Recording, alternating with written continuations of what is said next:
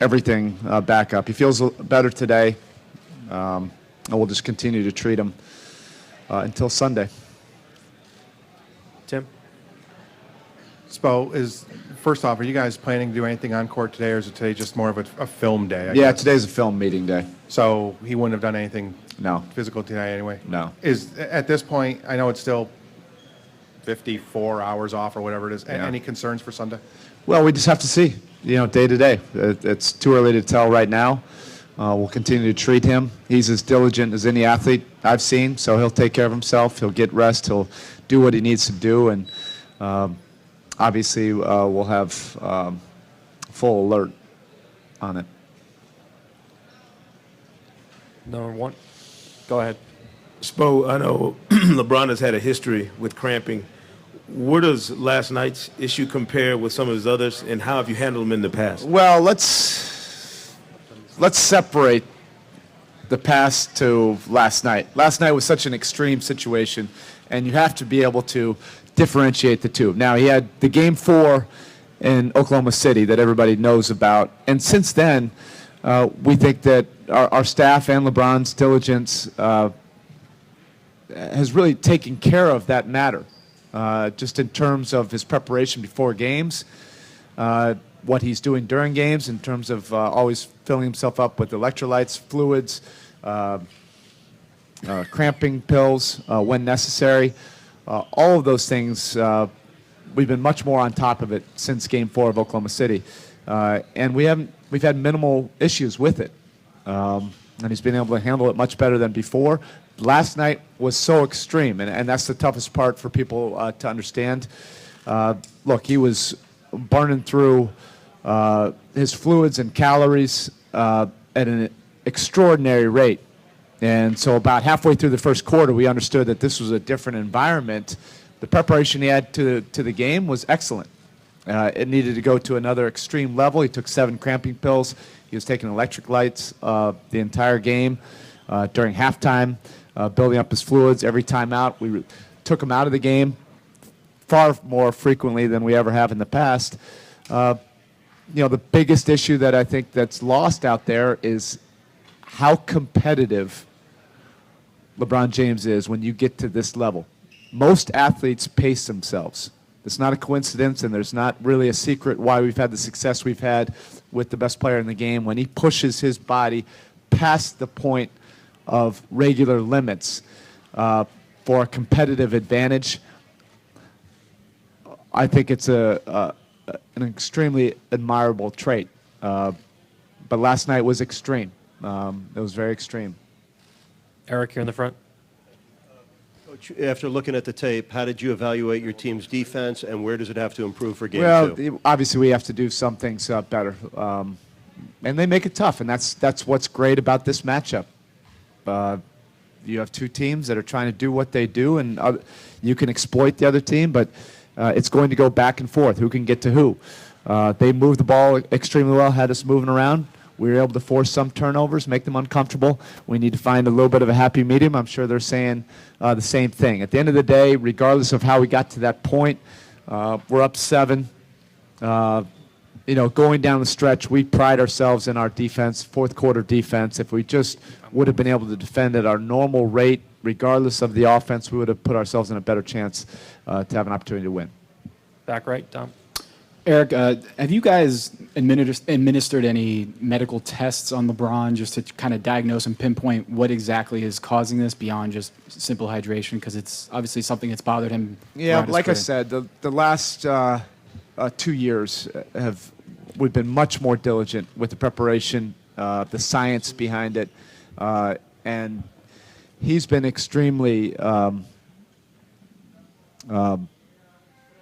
dedicated to his preparation before, and he's one of the most dedicated athletes I've seen. So in the days leading up to a competition, he knows exactly how many fluids he needs to put into his body, the electrolytes, potassium, all the things going down to get yourself ready for a game. And we think that we've done a much better job collectively. Himself, us, the science of it. Last night was extreme. It's like trying to play an NBA basketball game in a hot yoga environment. It's not ideal. We're not making any excuses for it. We're trying to adapt on the fly, and it was at an extreme level. And he was competing at an extremely high level. The only other answer would have been, to pace himself, and he doesn't have that in his DNA. But specifically, have you done any medical tests to reveal what? Yes, we've done everything. And like I said, the last 2 years, we've had a much better handle on it. They took an extreme example. We understand why there's such attention to it. Only thing in hindsight maybe I could have done in the first half was maybe to rest him more and look at him more as a 28, 30-minute player last night. But how realistic is that in an NBA Finals game? Tony? Spo, after watching the tape, will you be happy getting the same shots you got last night? Some game of them. two? Some of them. And again, it's elite level competition. So they got us into some tough possessions. We turned it over a few more times than we wanted to. We settled on a few possessions, and then there were quite a few possessions where we got to what we wanted to. And some of those we missed open shots. So it was a mixed bag of everything what you can expect at elite level competition. You're not always going to get what you want, and you have to try to work it and win more possessions than you're losing. John on the right. Coach, Duncan and Splitter were 14 for 16 combined. All those shots were in the paint. Most of them were layups. Yep. Was that more concerning than the threes? And how do you limit those catches and those touches? It's part of our pick and roll defense. We have to do some things better. More committed 5-man against a very good passing team. They're well schooled, and some things that we need to adjust on. And that's what we'll figure out in the next couple days. Michael, That's in his DNA.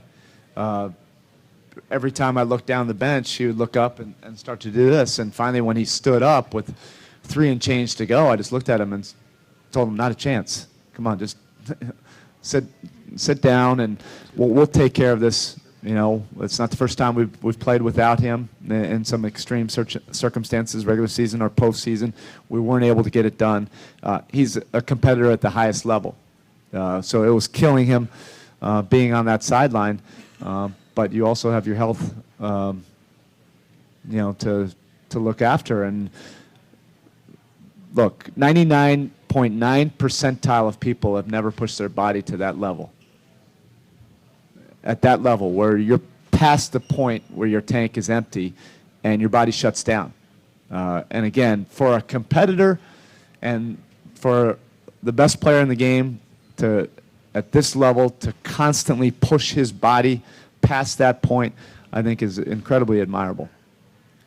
Gary, you got a question? Tim, 2 rows back. Spo, I know some of the guys said that they changed uniforms and Yeah. cold towels and all that at halftime. Did you have fans in there or anything like that? We had a lot of ice. No, we didn't have fans. The locker room wasn't as warm as it was out in the arena. Now, it wasn't cool, but we had ice. Guys were hydrating. Guys were doing everything they needed to do. And I think our best quarter was probably the third quarter, fighting through it. I think the biggest battle of it was, number one, to stop talking about it. In the first half, it was on all of our minds, but those were the circumstances. You have to get beyond it. Both teams had to deal with it. We needed to stop talking about it, stop letting it become something in our minds. And then the third quarter was probably our best quarter. And then with 9 and change, we go up 7, and it just went spiraling down from there. But you have to credit the Spurs. They played great basketball going down the stretch, really on both ends. So we're not making any excuses for it. It was an extreme, unfortunate situation for both teams. It probably won't happen again ever. Now we might have to deal with the absolute opposite in Game 7. Who knows? It'll be 55 degrees in the arena, unless they don't get it fixed. Which, if they don't, there should be a fine. Last 2 over here. Anything? Coach, how would you describe your relationship with Pat Riley, and in what extent he helped you grow as a coach? I've told that story a million times. I think everybody in this room knows how important he is to me. I started out as 25 years old in this organization, and I've learned the business of this profession, the business of basketball, the business of coaching for 19 years, and he's been my biggest mentor, with that. So it's pretty obvious. Last one right here. Erik, Mario's foul rate is Yeah. up in the playoffs, and it's gotten to the point where you haven't been able to play him big minutes in a lot of games. What's happening there? That hurt last night. 17 minutes, and we were managing the minutes the best that we could and getting guys in and out. Played 9 guys, and nobody played deep minutes, but those extra 15 or 16 minutes from Rio probably would have helped, and he just needs to be more attentive to technique and earlier in his thought process. Things are happening very quickly, obviously, at this level of competition, and your preparation before the play happens is paramount. Now, Rio is very important to our success. He understands that, and I believe he'll be better with it next game. Thanks, Coach. Okay, thank you.